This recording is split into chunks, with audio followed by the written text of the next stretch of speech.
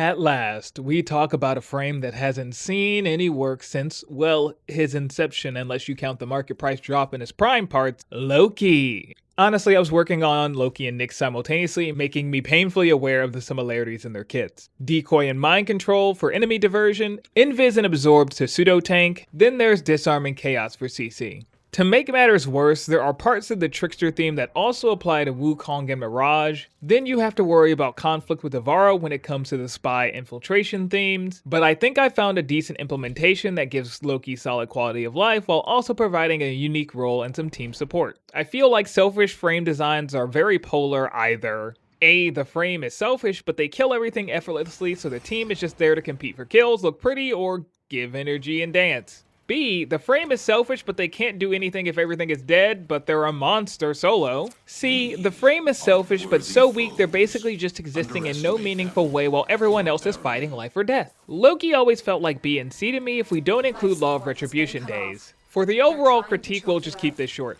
Loki's passive allows Loki to wall latch for up to a minute, so this passive has its benefits if you count Riven challenges. I said it with an Aros and I'll say it again. Passive should in some way feed into the Warframe design and kit. Loki's Decoy fails to serve as a meaningful ability without the Savior Decoy augment due to having a low base durability that doesn't scale. Not to mention there's no benefit for the Decoy being destroyed. Invisibility is nonsensically strong and protects Loki even if enemies are immune to CC. I know what we're all thinking, but I have no incentive to even start down the invisibility balance rabbit hole. Switch teleport is just redundant because it was made in days of Warframe past. Those were simpler times. Radial disarm is powerful, but progressively decreasing in that power as we dive further into anti-CC meta and Warframe enemy design. Not to mention, irradiating disarm is kind of a double-edged sword of an augment where AoE enemies might hit Loki while they're attempting to hit other enemies.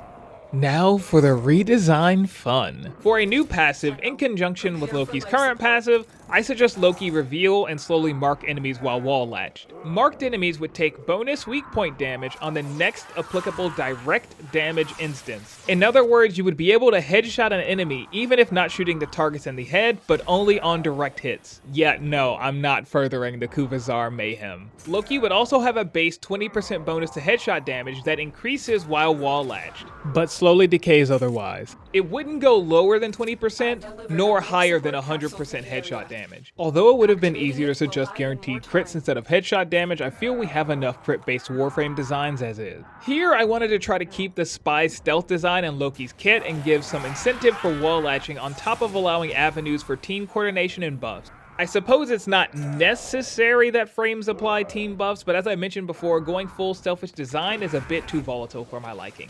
The revised Decoy should be merged with switch teleport. The easiest way to convey this functionality is that the press would be Decoy, and the hold would be switch teleport. If no allies are targeted, it will switch teleport with the Decoy and perform a short-range disarm around Loki and the Decoy. If the Decoy is destroyed, it stuns enemies in range and applies 10 blast proc. If cast while wall latching, the Decoy would detonate with a short delay and increased range. For the new Savior Decoy, first off I suggest combining the functionality of the current Savior Decoy and Safeguard Teleport, offering Loki versatile protection. Equally, the Decoy should be replaced with a Spectre, allowing Loki to adjust the Decoy's durability and weapon. The Decoy would bolster a high fire rate, status effect chance, and explosion radius, but wouldn't be able to use abilities, and damaging status effects would deal 1 damage. This is going to be controversial because every time people look at some form of Decoy ability, they want to talk about Wukong. And the nicest way to say this is that I have no desire to create Wukong 2 Turret Ukawu. I tried to find the best middle ground between the old and new. Alternatively, they could make it a cycle ability, but I think that would feel clunky. While the Decoy won't do damage like Wukong's twin, I wanted it to be a better primer to utilize weapons like the Proboscis, Cernos, Ogress, etc. For a new synergy, if Decoy is deployed, it will also cast Radial Disarm. I did consider making Decoy unkillable, but I feel like it's not necessary if there are payoffs for it dying. For invisibility, the only thing I'd like to add is that if it's cast during a wall latch, it would provide a weapon damage buff. While invisible, Loki will ignore armor based on the number of blast status effects on an enemy. I was tempted to suggest a movement speed buff, but I don't think I'd get away with that. For the hushed invisibility augment, I'd also like to add reducing the duration decay while wall latched. In other words, you would be able to make the ability last longer while wall latched, and this would provide more incentive to do the occasional wall latch while being mobile. Loki's new third ability would be Radial Disarm, with a slightly decreased cost and radius. Enemies are also slowed based on the number of blast procs affecting them. For the augment, however, I suggested blind enemies in range instead of applying radiation. Now for an actual new ability, Mimicry. Allows Loki to copy and equip Spectre's stats, mods, and weapon. The way I envision this is that the arsenal would give Mimicry a slot to equip a built Spectre. The augment, Benevolent Guise, instead allows Loki to share a portion of the Spectre's ability totals with allies in range. I wanted to say it shared the mods, but this seemed like the best avenue to prevent griefing. So if you only have 40% power strength because your Spectre has overextended, you won't take away strength from allies. I have to say it gives a portion because giving an extra 200+% power strength is only okay if it's random. Okay, I shouldn't be taking jabs at arbitrations or Hellman. Let's just go straight into the dev discussion because this ability is a headache.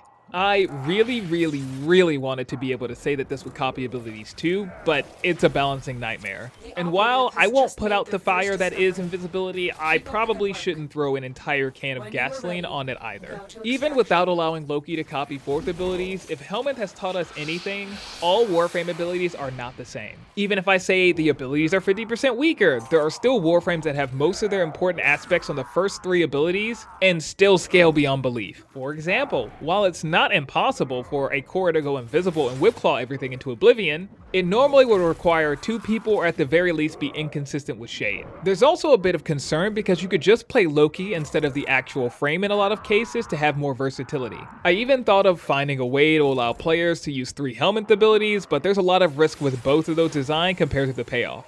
Just changing stats, mods, and weapons could cause a lot of issues, but arguably less complications than copying abilities and should be just as effective and versatile.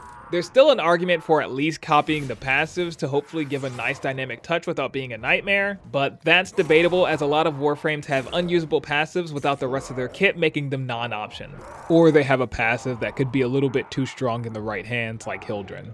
I could have just said it spawns a Spectre, but that moves into Wukong issue territory and I'd rather just keep player autonomy. Hopefully this at least reveals some of the trickery I've formulated for Loki. The pieces feel nice in my brain, but there's no telling how it'll be in practice. The reveal and marking would have to be fast enough to match the pace of the game, but not too fast to be trivial. Decoy being able to be killed is still debatable, and the blast procs may not be enough even with all the additions. It might just be better to give a blind or sleep upon expiration. There's also the possibility of moving the headshot marking from the passive to the decoy detonation. I know the radiation is burning a hole in your mind, and while it does fit the chaotic trickster theme, trust me, Nyx will put it to better use. But you didn't hear that from me because we're just keeping it low-key.